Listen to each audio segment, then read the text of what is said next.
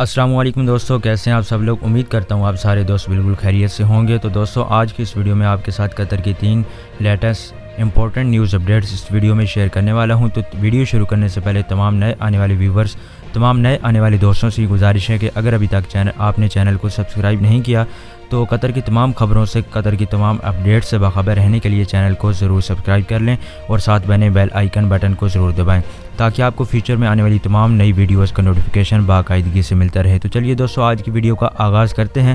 تو سب سے پہلی جو خبر ہے وہ ہے دوحہ میٹرو کی جانب سے اہم خبر ہے، بہت ہی اچھی خبر ہے۔ دوستو، دوحہ میٹرو قطر میں پابندیوں کے بتدریج اٹھانے کے فیز 4 کے مرحلے میں دوحہ میٹرو ریلز پر دوبارہ جانے کے لیے تیار ہو رہی ہے، جس کی توقع ستمبر 2020 میں کی جا رہی ہے۔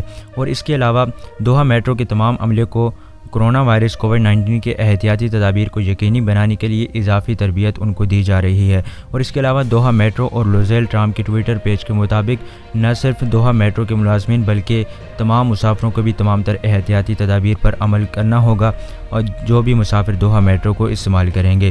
تو دوحہ میٹرو نے اپنے تمام اسٹیشنز میں ہینڈ سینیٹائزر بھی لگائے ہیں تاکہ اپنے تمام صارفین کو محفوظ سفر کو یقینی بنانے کے لیے وائرس کے پھیلاؤ کو روکنے میں مدد کی جائے، اور اسٹیشنز پر ہر سطح کو مستقل طور پر صاف ستھرا کیا جا رہا ہے۔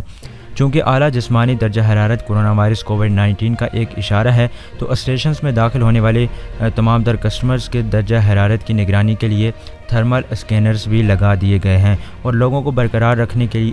لوگوں کو اس تمام احتیاطی تدابیر کو برقرار رکھنے کی اہمیت کو مسلسل یاد دلانے کے لیے پورے نیٹ ورک میں تقریباً 18,000 سوشل ڈسٹینسنگ کے سٹیکرز کو لگا دیا گیا ہے تاکہ تمام تر لوگ سوشل ڈسٹینسنگ پر عمل کریں اور اس پر عمل پیرا ہوں۔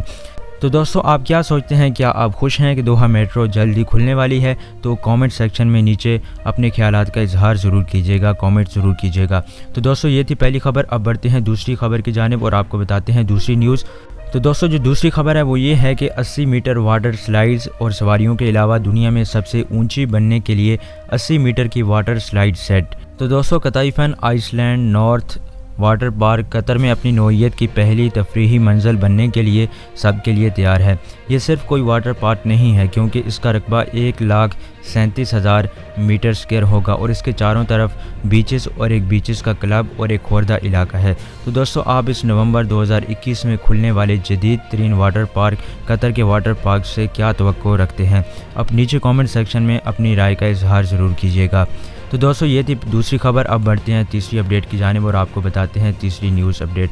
تو دوستو، جو تیسری خبر ہے وہ یہ ہے کہ سپلائی کمیٹی برائے ڈیلیوری اینڈ لیگیسی SC نے کہا ہے کہ راس ابو عبود اسٹیڈیم مستقل ترقی کر رہا ہے۔ شپنگ کنٹینرز اور ماڈیولز عناصر کا استعمال کرتے ہوئے اسے تیار کیا گیا ہے، اور یہ تقریباً 40,000 سیٹس پر مشتمل ہے۔ تو اس طرح سے قطر 2022 فیفا ورلڈ کپ کے لیے پنڈال کو مکمل طور پر تیار کیا جائے گا، جس سے ٹورنامنٹ کے استحکام اور میراث میں ایک نیا معیار طے کیا جائے گا۔ SC نے زیر تعمیر کچھ تصاویر کے ساتھ کل ٹویٹ کیا تھا اور اسٹیڈیمز کی تصاویر جاری کی ہیں۔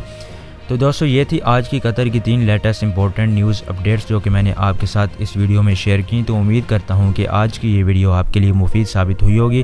تو دوستو، اس ویڈیو کو لائک شیئر ضرور کیجیے گا اور چینل کو بھی سبسکرائب کر لیں تاکہ آپ کو قطر کی تمام خبریں بآسانی بر وقت مل سکیں۔ تو آپ سے ملیں گے اس طرح کی مزید معلوماتی ویڈیوز اور قطر کی خبروں کے ساتھ۔ تب تک کے لیے دیں ہمیں اجازت اور اپنا بہت بہت خیال رکھیے گا۔ اللہ حافظ۔